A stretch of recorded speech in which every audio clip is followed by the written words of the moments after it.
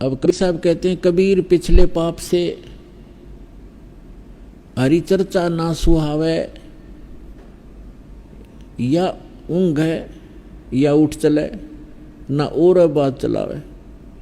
जैसे हमने देखा कई बार किसी भगत को हम साथ ले जाते हैं गुरु जी के सत्संग में, ऐसे कह सुन के प्यारते हैं, कोई जान पहचान का शर्म शर्म से आ जाता, तो थोड़ी देर तो बैठता सत्संग सुनता, फिर या तो लटके लेने लग जाता नू, फिर उसका हम छेड़ते, सोआ मत नो का चल चलेंगे चल, मतलब कुछ काम याद आ गया, ये वो ना तो आप सुने हमने ना हमने सुन दे, क्यों उसके पाप ना टिकन दे।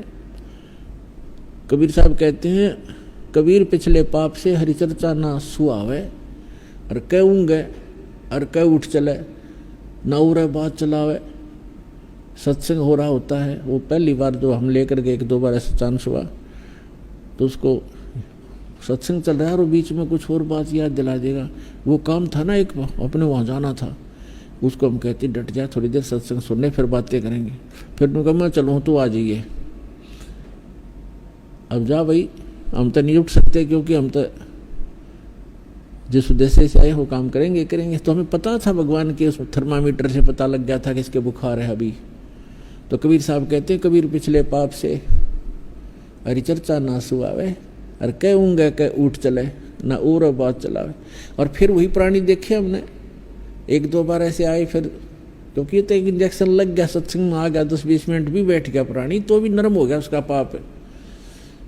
और फिर वही आदमी है 2-2 घंटे जो एक टक देखते रहते हैं, आगे और क्या सत्संग होगा, आगे और क्या बताएंगे गुरुजी। कई बार तो ऐसे होता है, अरे थोड़ा ही सत्संग हुआ आज तो भाई, 2.5 घंटे को भी ऐसा लगता है जैसे थोड़ा ही सत्संग हुआ।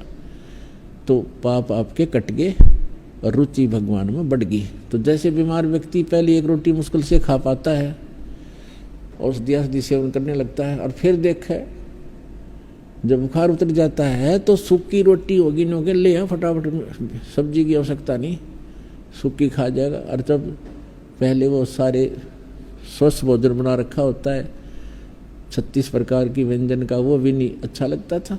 तो पुण्यात्मा सत्संग में आने से, ये तत्व ज्ञान सुनने से हमारे युगों युगों के पाप नाश होते हैं। जब तक हम सत्संग में नहीं आएंगे तो वो स्थान ही नहीं जहाँ पर हम पाप नाश कर सकें। जैसे आप संसार में जाते हैं, किसी भी कार्य में जाते हैं, तो वहाँ पर आपको सारी रोजी रोटी रोजगार व्यवसाय के व्यक्ति मिलेंगे, उनकी एक जैसी चर्चा, एक जैसे विचार, एक जैसा भाव, एक जैसी क्रियाएं होंगी, तो वहाँ तो आपके पाप बढ़े ही बढ़ेंगे। अब ठीक है, काम भी करने पड़ेंगे, फील्ड में भी जाना है, और सब कुछ हमने करना भी पड़ेगा, लेकिन उसके लिए तरीका बताया है। जैसे आप प्रतिदिन कपड़ा पहनते हो और काम करते हो, कोई मजदूरी करता है, कोई नौकरी करता है, या कोई अन्य व्यवसाय करता है, कोई खेती करता है, तो कपड़ा मैला होता है, तो मैला होगा, स्वाभाविक है वो। तो फिर उसका तरीका है कि उसको साबुन और जल के प्रयोग से स्वच्छ करो, डेली धो लो उसको। तो ठीक इसी प्रकार जब तक हम भक्ति नहीं करते, जब तक हम सत्संग रूपी इस सरोवर में नहीं आते और राम नाम का साबुन हम नहीं लगाते, तब तक तो हमारा ये अंतःकरण रूपी शरीर, ये चोला जो है अंतःकरण, ये मैला ही मैला हुआ था, पाप ही पाप इकट्ठे होते।